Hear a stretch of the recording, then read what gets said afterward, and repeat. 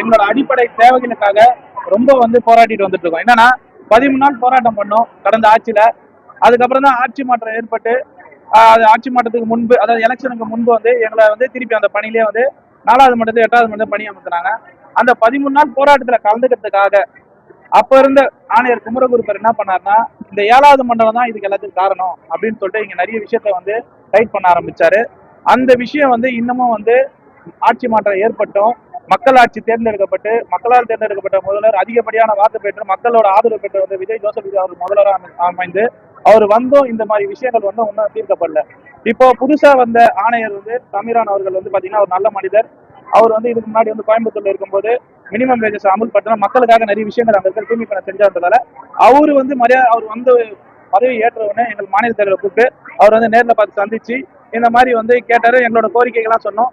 அரசு 12 என்பது அரசு கொள்கை முடிவு. 20 ஆண்டுகளுக்கு மேற்பட்ட பிரச்சனை, இது அரசு கிட்ட பேசலாம், மத்த எல்லா பிரச்சனையும் கண்டிப்பா கன்சிடர் பண்ணி தரேன்னு சொல்றாரு. குறிப்பா ஒரு 4 எஸ்ஐங்க, திரு அருள் அவர்கள் 93, சிகா அவர்கள் 90, 84 சுபாஷ் அவர்கள், அப்புறம் 80 பகுதி அவர் நாகராஜ் அவர்கள், பாலகுரு 88, இவங்க எல்லாம் என்ன பண்றாங்கன்னா ஒரு குறுநில மன்னர்கள் மாதிரி அரசுக்கு அவப்பேர் ஏற்படுத்துற மாதிரியும் கமிஷனருக்கு அவப்பேர் பெற்ற மாதிரியும் தொழிலாளிய மதிப்பு மரியாதை நடத்ததில்லை.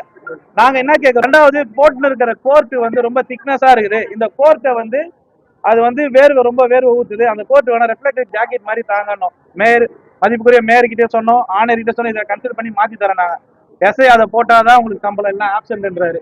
2வது காலையில 7:01க்கு 7:30 வரையும் கையெழுத்துறாங்க. 7 மணி 6:45 7 அதுக்கு மேல வரவங்கள ஆப்சன்ட் பண்ணுவான்றாரு. அது 7:30 மணிக்கு கன்சிடர் பண்ணி ஜோனல் ஆஃபீஸர் சொல்றாரு, ஆணையரும் சொல்றாரு. ஆனா இந்த எஸ்ஐங்க எங்களுக்கு ஏஹெச்ஓ தான் ஹெட், நாங்க வேற டிபார்ட்மெண்ட்டை சார்ந்தவங்க, ஜோனல் ஆஃபீஸர் சொல்றதெல்லாம் கேட்க மாட்டேன்றாங்க.